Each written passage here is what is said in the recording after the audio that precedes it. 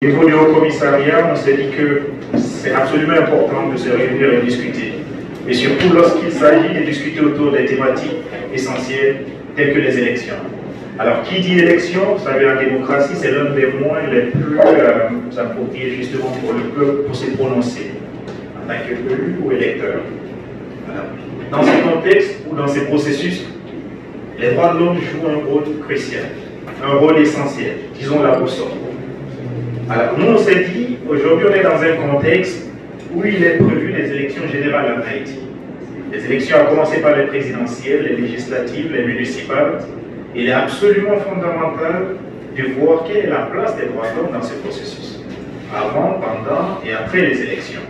Et je crois que monsieur le directeur de l'Institut l'a si bien dit, les droits de l'homme ont une place fondamentale. Alors, déjà, le fait de participer ou de prendre part au processus, c'est le droit de participer aux affaires publiques, qui en soi déjà un droit de l'homme à part.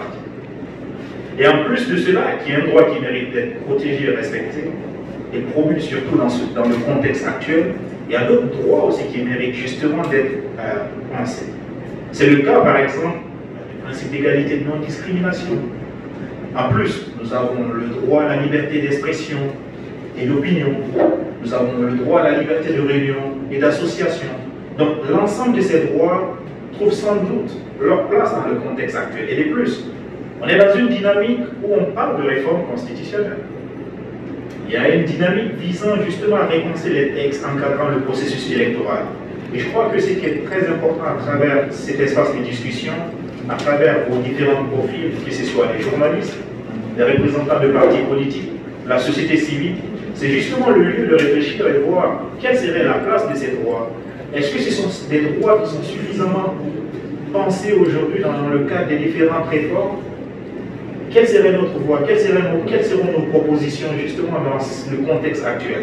Et je crois que c'est tout l'intérêt de cet atelier. Alors je crois que monsieur le directeur, il a pratiquement tout dit.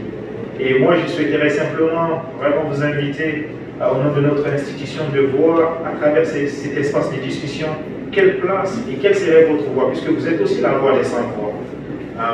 Ces Haïtiens et Haïtiennes qui n'ont pas l'opportunité de participer à ces espaces de discussion, voyez dans quelle mesure vous pouvez porter leur voix en promouvant justement ces droits, ces différents droits de l'homme qui méritent d'être pris en compte dans un contexte électoral, mais aussi dans le cadre des processus de réforme, que ce soit constitutionnel.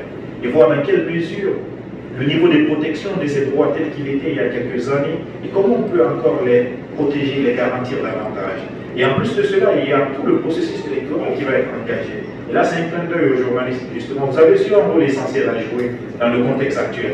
Voir dans quelle mesure, à travers vos différentes plateformes, vos rencontres, vos espaces de discussion, voir dans quelle mesure ces droits pourraient être promus et mis en avant, puisque leur respect est fondamental pour qu'il y ait un processus crédible et transparent. Donc encore une fois, merci à l'Institut haïtien des droits de l'homme d'avoir vraiment pensé à associer le Haut Commissariat des Nations Unies aux droits de l'homme et tel qu'il a été dit, nous, notre rôle, c'est vraiment promouvoir et soutenir la protection de ces droits de l'homme en Haïti, surtout dans un contexte tel que les élections. Bon atelier, bonne réflexion et nous restons vraiment attentifs aux différents éléments qui vont émerger de vos discussions et voir dans quelle mesure notre bureau pourrait justement accompagner les différents acteurs. Merci et bon atelier à vous.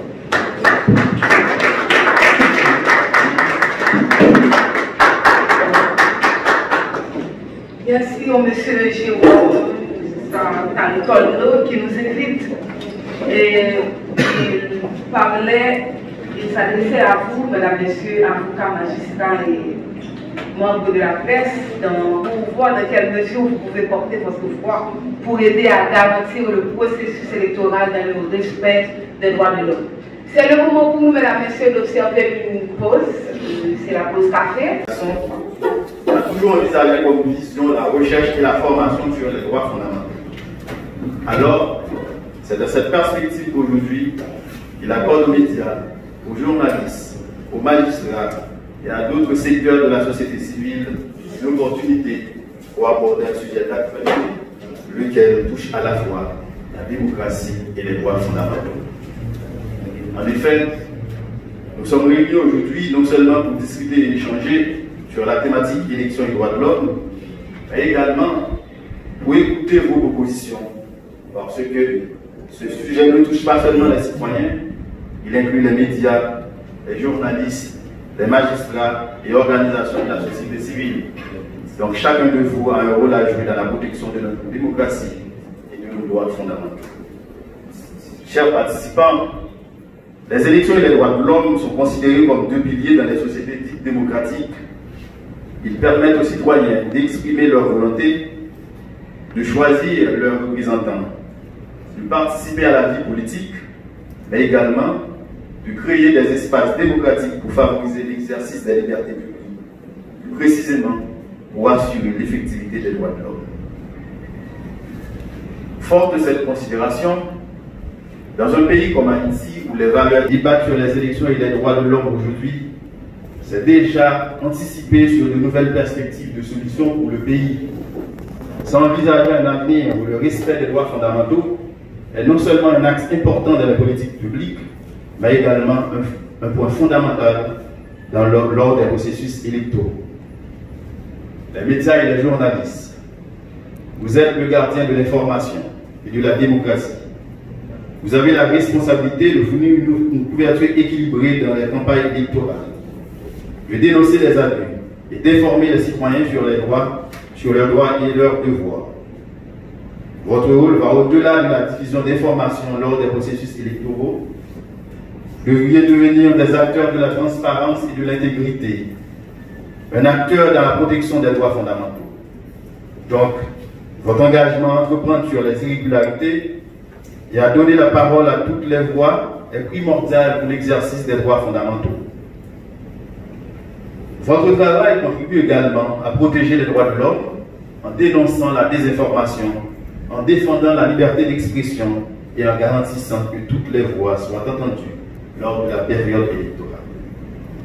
Les honorables magistrats, vous êtes les garants de l'état de droit. Votre engagement dans le processus électoral est crucial pour assurer l'application des lois de manière juste et équitable. Vous êtes placés pour protéger les électeurs, garantir que les élections se déroulent conformément aux principes démocratiques et ensuite assurer un contentieux électoral qui respecte les normes et les principes qui sont établis par la loi. Donc vous devez faire preuve d'impartialité, d'éthique et de responsabilité pour maintenir la confiance de la population. Les organisations de la société civile, vous êtes le pont entre le peuple et les institutions. Votre engagement à défendre les droits de l'homme, des représentants et des organismes sur la question qui vont partager avec vous leurs expériences. Ils aborderont les thématiques importantes telles que les dispositifs de mise en œuvre pour la réalisation des élections, les droits fondamentaux qui ne sont pas garantis lors des processus électoraux, et ensuite des mécanismes appropriés pour garantir une élection équitable et légitime. Ainsi, vous devez vous garantir à faire de votre mieux que chaque vote soit respecté et que l'intégrité des élections soit préservée. Donc soyez-vous les gardiens des droits fondamentaux dans le pays, parce que une démocratie ne se mesure pas seulement au nombre de votes exprimés, mais aussi à la manière dont elle respecte et protège les droits fondamentaux de chaque citoyen. Nous devons tous travailler ensemble pour garantir les droits fondamentaux lors des processus électoraux. Parce que les élections ne sont pas seulement un exercice civique, elles sont aussi le reflet de notre engagement envers la démocratie et les droits fondamentaux. Donc engagez-vous aujourd'hui à respecter ces valeurs essentielles afin de bâtir une société où chaque citoyen peut s'exprimer librement et participer activement à la vie démocratique. Je vous remercie, tous ceux et toutes celles qui vont contribuer à la réalisation de cet événement. Votre présence et votre engagement sont essentiels pour faire avancer notre cause commune. Ensemble, affirmons notre engagement envers les droits fondamentaux. Faisons en sorte que les élections soient non seulement un acte civique, mais aussi un véritable vecteur de progrès en matière de droits de l'homme. Je vous remercie.